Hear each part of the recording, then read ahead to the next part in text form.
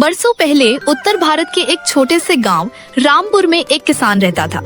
उसका नाम था रघुवीर सिंह। गांव में लोग उसे उसकी दौलत से नहीं बल्कि उसके ईमान और इंसाफ के लिए जानते थे। उसके पास 100 बीघा उपजाऊ खेत, एक बड़ा पुश्तैनी मकान, आम और अमरूद का बाग, दर्जनों गाय भैंसे और सबसे बड़ी दौलत उसके 5 बेटे थे। उनके नाम थे सबसे बड़ा सूरज, दूसरा मोहन, तीसरा करण, चौथा रमेश, सबसे छोटा अर्जुन। 5 भाइयों का स्वभाव एक दूसरे से बिल्कुल अलग था। सूरज शांत, जिम्मेदार और पिता की तरह न्यायप्रिय था। गांव का कोई भी व्यक्ति किसी झगड़े में फंसता तो सूरज की राय जरूर लेता। मोहन खेतों का दीवाना था। उसे मिट्टी की खुशबू सबसे प्यारी लगती थी। वह सुबह सूरज निकलने से पहले खेत पहुंच जाता और रात को देर से लौटता। करण तेज गुस्से वाला था। अन्याय उसे बिल्कुल पसंद नहीं था। अगर कोई गरीब पर अत्याचार करता तो करण सबसे पहले उसके सामने खड़ा हो जाता। रमेश पढ़ा लिखा और चालाक था। उसे खेती से ज्यादा व्यापार में दिलचस्पी थी। वह हमेशा पैसे कमाने के नए तरीके सोचता रहता था। सबसे छोटा अर्जुन सीधा सादा, दयालु और समझदार था। वह कम बोलता था, लेकिन जो भी बोलता सोच समझकर बोलता। रघुवीर सिंह अक्सर अपनी पत्नी सावित्री से कहते, हमने बेटों को सब कुछ दिया है, बस भगवान करे ये हमेशा साथ रहें। सावित्री मुस्कुरा देती, लेकिन उसके मन में कहीं ना कहीं एक डर था। वह जानती थी कि जैसे जैसे संपत्ति बढ़ती है वैसे वैसे रिश्तों की परीक्षा भी कठिन होती जाती है। समय बीतता गया। एक दिन रघुवीर सिंह अचानक बीमार पड़ गए। गांव के वैद्य आए, फिर शहर से डॉक्टर बुलाए गए, लेकिन बीमारी बढ़ती चली गई। एक शाम उन्होंने अपने 5 बेटों को अपने कमरे में बुलाया। कमरे में सन्नाटा था। रघुवीर ने धीमी आवाज में कहा, बेटों, मैं शायद ज्यादा दिन नहीं जी पाऊंगा। सभी की आंखों में आंसू आ गए। सूरज बोला, पिताजी, ऐसा मत कहिए, आप जल्दी ठीक हो जाएंगे। रघुवीर हल्का सा मुस्कुराए। हर इंसान को एक दिन जाना होता है, लेकिन जाने से पहले मैं तुम्हें एक बात कहना चाहता हूँ। उन्होंने बिस्तर के पास रखी लकड़ियों का एक गट्ठर मंगवाया। सबसे पहले सूरज को दिया। इसे तोड़ो। सूरज ने पूरी ताकत लगाई, लेकिन गट्ठर नहीं टूटा। फिर मोहन, करण, रमेश और अर्जुन ने भी कोशिश की। कोई सफल नहीं हुआ। रघुवीर ने लकड़ियां अलग अलग कर दी। अब हर लकड़ी एक झटके में टूट गई। उन्होंने कहा, जब तक तुम 5 साथ रहोगे, दुनिया की कोई ताकत तुम्हें नहीं तोड़ पाएगी। लेकिन अगर तुम अलग हो गए तो छोटी सी मुसीबत भी तुम्हें तोड़ देगी। 5 भाइयों ने एक साथ कहा, हम वादा करते हैं कि कभी अलग नहीं होंगे। रघुवीर की आंखों में संतोष दिखाई दिया, लेकिन किस्मत को कुछ और ही मंजूर था। कुछ ही दिनों बाद रघुवीर सिंह इस दुनिया को छोड़कर चले गए। पूरा गांव उनके अंतिम संस्कार में उमड़ पड़ा। 13वीं के बाद रिश्तेदार लौट गए। घर में पहली बार ऐसा सन्नाटा छाया था जिसमें पिता की आवाज नहीं थी। एक शाम गांव के मुखिया ने कहा, अब संपत्ति का हिसाब कर लेना चाहिए ताकि आगे कोई विवाद न हो। सूरज बोला, हमें बंटवारा नहीं करना चाहिए, पिताजी यही चाहते थे। मोहन ने हामी भरी, लेकिन रमेश चुप था। उसके मन में कुछ और चल रहा था। उसी रात गांव का एक चालाक जमींदार धनराज चुपके से रमेश से मिलने आया। धनराज की नजर कई सालों से रघुवीर सिंह की जमीन पर थी।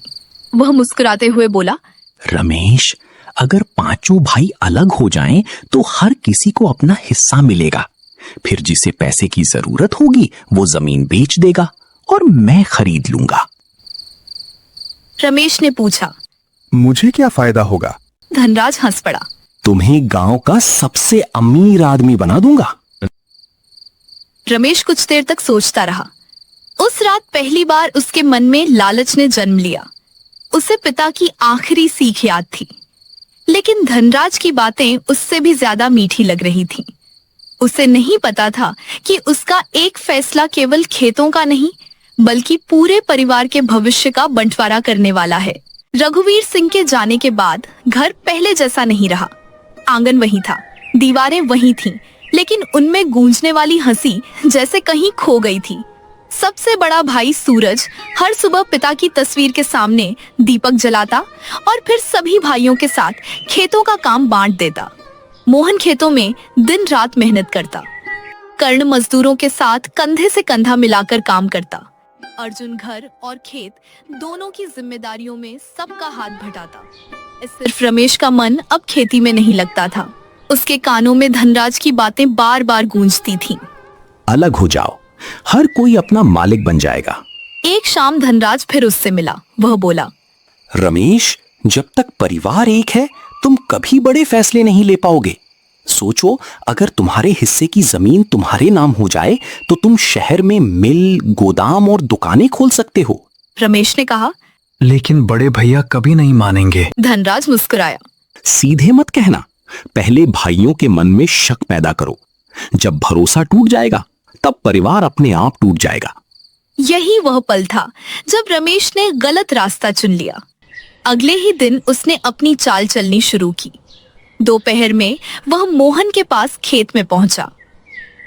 भैया, आप सुबह से शाम तक खेत में मेहनत करते हैं, लेकिन हिसाब किताब तो सूरज भैया रखते हैं। कभी सोचा है कि असली कमाई कितनी होती है? मोहन ने हल्की मुस्कान के साथ कहा।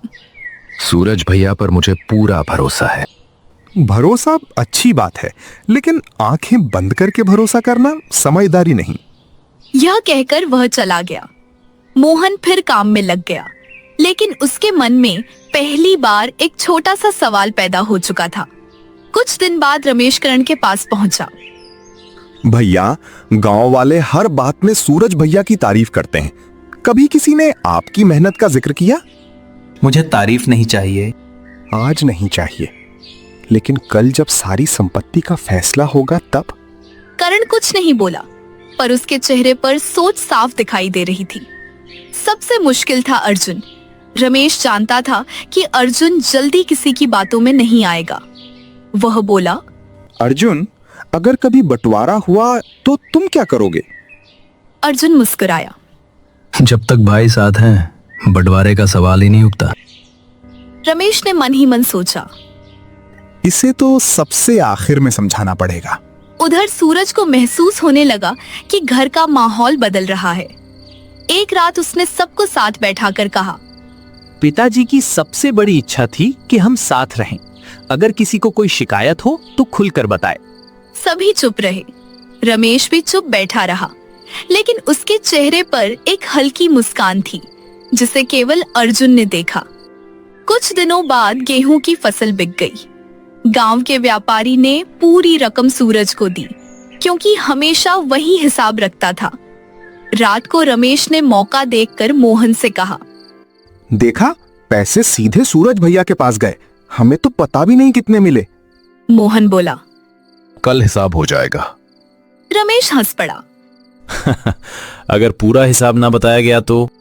उस एक वाक्य ने मोहन की नींद उड़ा दी। अगले दिन सूरज ने पूरे परिवार के सामने बही खाता खोल दिया। उसने एक एक रुपए का हिसाब समझाया। मोहन को अपनी सोच पर शर्म आई, लेकिन रमेश ने तुरंत नई चाल चली। भैया, हिसाब तो सही है, लेकिन अगर हर भाई अपना हिस्सा खुद संभाले तो और अच्छा नहीं होगा। कमरे में सन्नाटा छा गया। सूरज ने शांत स्वर में कहा, संपत्ति बांटना आसान है, लेकिन रिश्ते टूट जाएं तो उन्हें जोड़ना बहुत मुश्किल होता है। रमेश ने कोई जवाब नहीं दिया। वह उठकर बाहर चला गया। दरवाजे के बाहर धनराज उसका इंतजार कर रहा था। क्या हुआ? रमेश बोला। अभी नहीं माने, लेकिन उनके मन में दरार पड़ चुकी है। अब बस एक जोर का धक्का देना बाकी है। धनराज की आंखों में चमक आ गई। उसे विश्वास था कि अब यह परिवार ज्यादा दिनों तक एक नहीं रहेगा। बरसात का मौसम शुरू हो चुका था। काले बादल आसमान में छाए रहते और खेतों में धान की रोपाई की तैयारी चल रही थी। पांचों भाई अपने अपने काम में लगे थे, लेकिन अब पहले जैसी हंसी मजाक नहीं होती थी। रमेश की बोई हुई शंका की फसल धीरे धीरे उगने लगी थी। एक दिन धनराज ने अपनी नई चाल चली। रात के अंधेरे में उसने अपने 2 आदमियों को भेजकर सूरज के गोदाम से गेहूं की 10 बोरियां चुपचाप निकलवा दी। फिर वे बोरियां उसने गांव के बाहर अपने गोदाम में छिपा दी। अगली सुबह जब मोहन गोदाम पहुंचा तो उसके होश उड़ गए। भैया 10 बोरियां कम हैं। सूरज तुरंत वहां पहुंचा। उसने पूरा गोदाम देखा। ये कैसे हो सकता है? मैंने तो सब खुद गिन कर रखी थी। करण गुस्से से बोला। चोरी हुई है, जिसने भी की है उसे छोड़ूंगा नहीं। रमेश ने धीरे से कहा। या फिर चोरी नहीं हुई? सभी उसकी ओर देखने लगे। मतलब? रमेश बोला। अगर किसी ने खुद ही बेच दी हो तो? यह सुनते ही माहौल बदल गया। सूरज ने सख्त आवाज में कहा। रमेश, तुम कहना क्या चाहते हो? मैं किसी पर आरोप नहीं लगा रहा, बस इतना कह रहा हूं कि हिसाब तो आपके पास ही रहता है। करण ने गुस्से में रमेश का कॉलर पकड़ लिया। सीधे सीधे बोल, क्या तू बड़े भैया पर शक कर रहा है? अर्जुन तुरंत बीच में आ गया। भैया लड़िए मत, पहले सच्चाई पता करते हैं। सूरज ने गहरी सांस ली। मैंने कोई चोरी नहीं की। अगर तुम लोगों को मुझ पर भरोसा नहीं तो आज से हिसाब कोई और रखे। यह पहली बार था जब सूरज की आवाज में दर्द साफ सुनाई दे रहा था। शाम को गांव की चौपाल में भी इसी बात की चर्चा होने लगी। धनराज बड़ी मासूमियत से बोला। अरे इतने बड़े घर में हिसाब किताब साफ रहना चाहिए, नहीं तो भाई भाई में गलतफहमी हो ही जाती है। उसकी बात सुनकर कुछ लोग सिर हिलाने लगे। धनराज मन ही मन मुस्कुरा रहा था। उधर अर्जुन को कुछ अजीब लग रहा था। उसे यकीन था कि सूरज ऐसा नहीं कर सकता।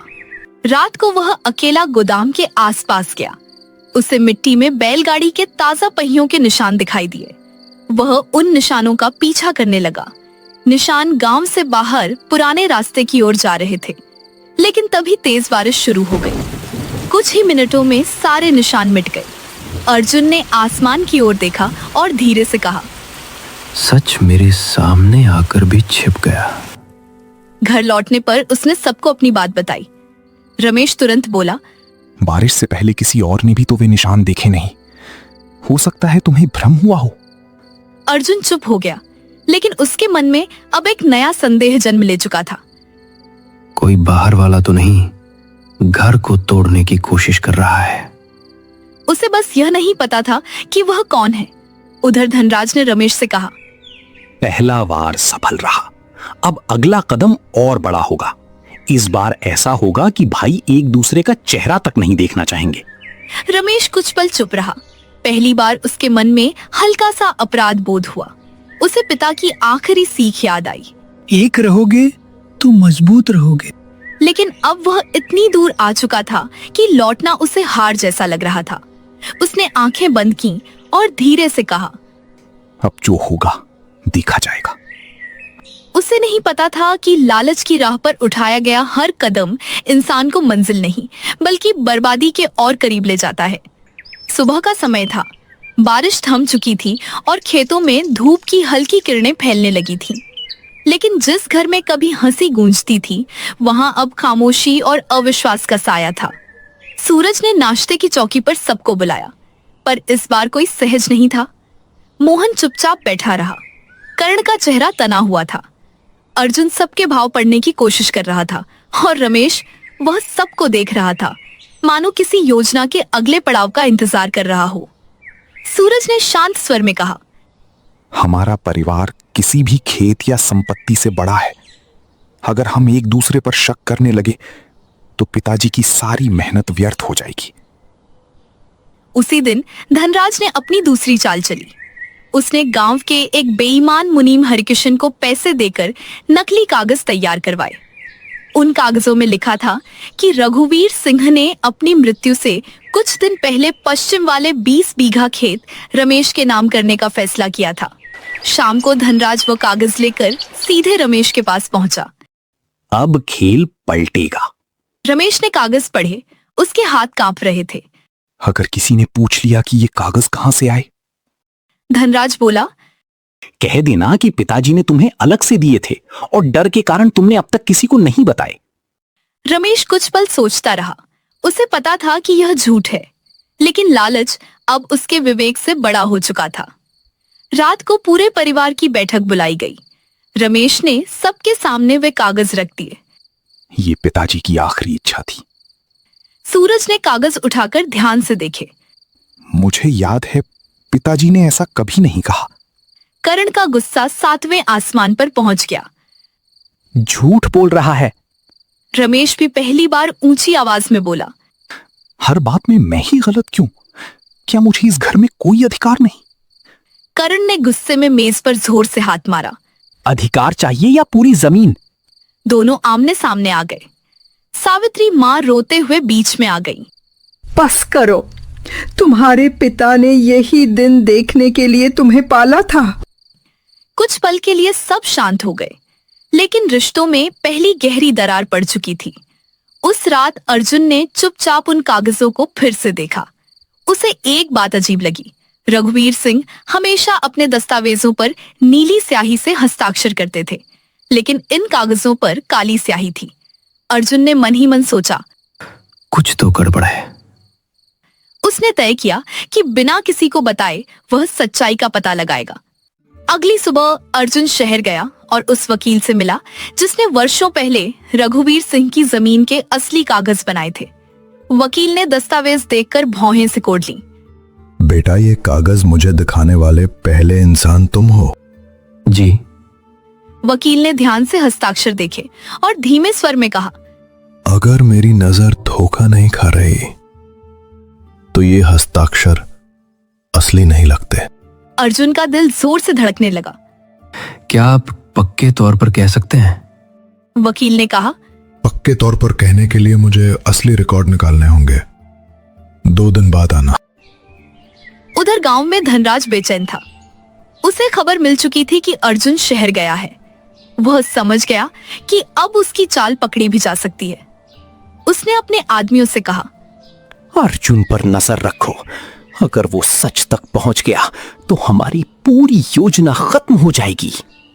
उधर अर्जुन को अभी तक अंदाजा भी नहीं था कि वह सिर्फ सच की तलाश नहीं कर रहा, बल्कि अब उसकी अपनी जान भी खतरे में पड़ चुकी थी।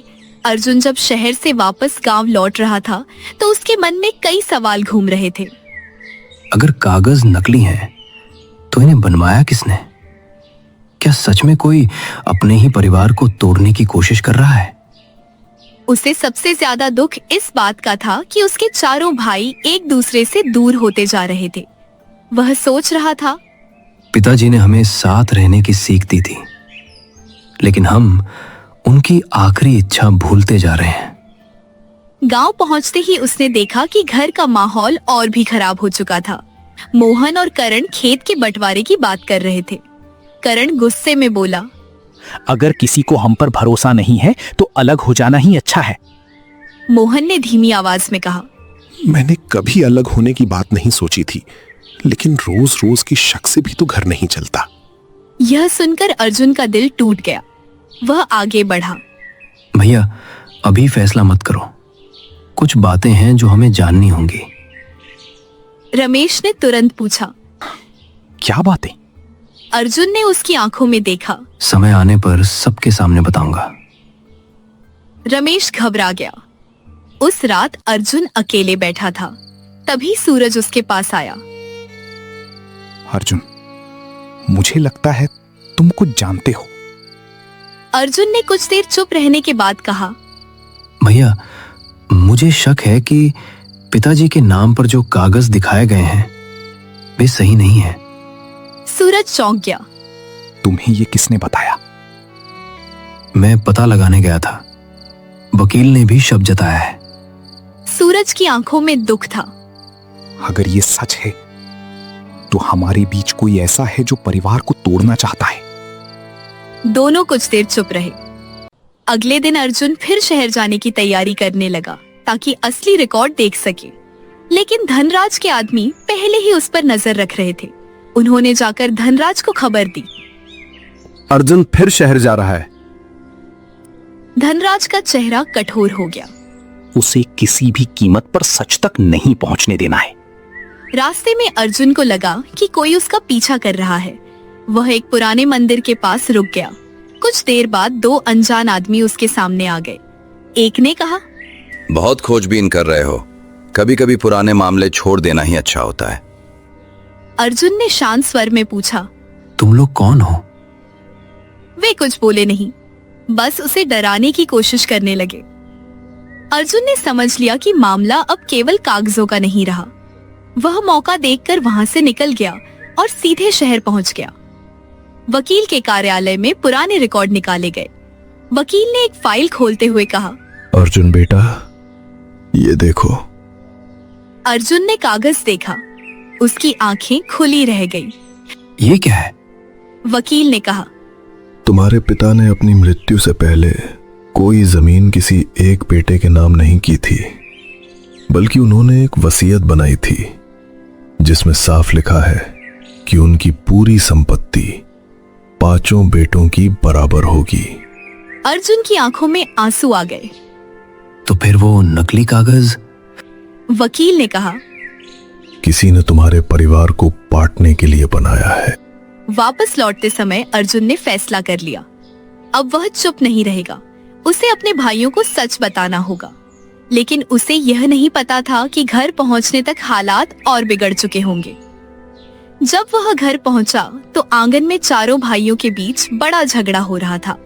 रमेश ने ऐलान कर दिया था, मैं अपना हिस्सा लेकर अलग रहूंगा। सूरज ने दुखी होकर कहा, अगर यही तुम्हारी इच्छा है तो मैं रोकूंगा नहीं, लेकिन याद रखना, जमीन अलग हो सकती है, भाई नहीं। अर्जुन तेजी से आगे बढ़ा। रुको। सबकी नजरें उसकी ओर उठ गई। अर्जुन के हाथ में वह फाइल थी जिसमें पूरे परिवार का भविष्य छिपा था। उसने कहा, आज फैसला होगा, लेकिन जमीन का नहीं, सच का। आंगन में सभी खड़े थे। हवा में तनाव था। ऐसा लग रहा था जैसे बरसों से जुड़ा हुआ परिवार एक ही पल में बिखर जाएगा। अर्जुन ने अपने हाथ में पकड़ी फाइल को मजबूती से पकड़ा और बोला, आज कोई फैसला गुस्से में नहीं होगा, पहले सच सुना जाएगा।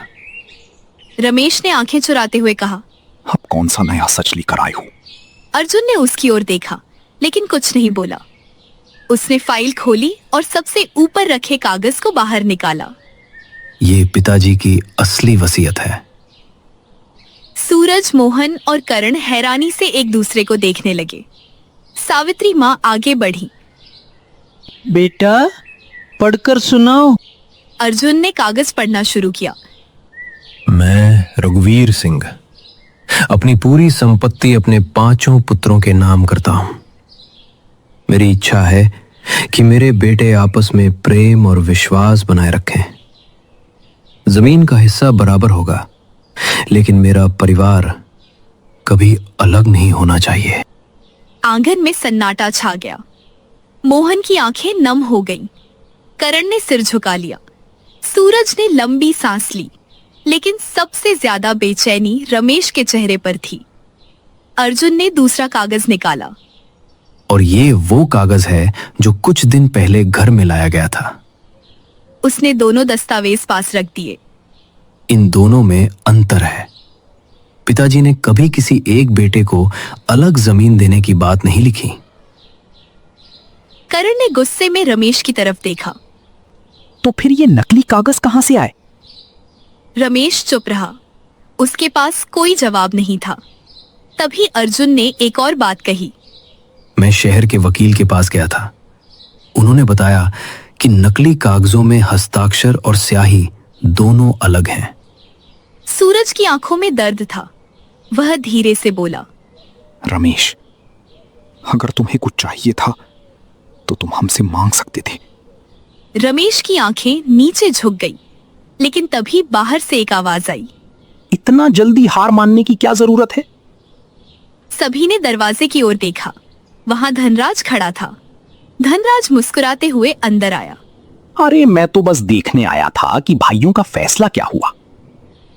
अर्जुन ने उसे देखते ही समझ लिया। तो असली खेल यहां खेला जा रहा था।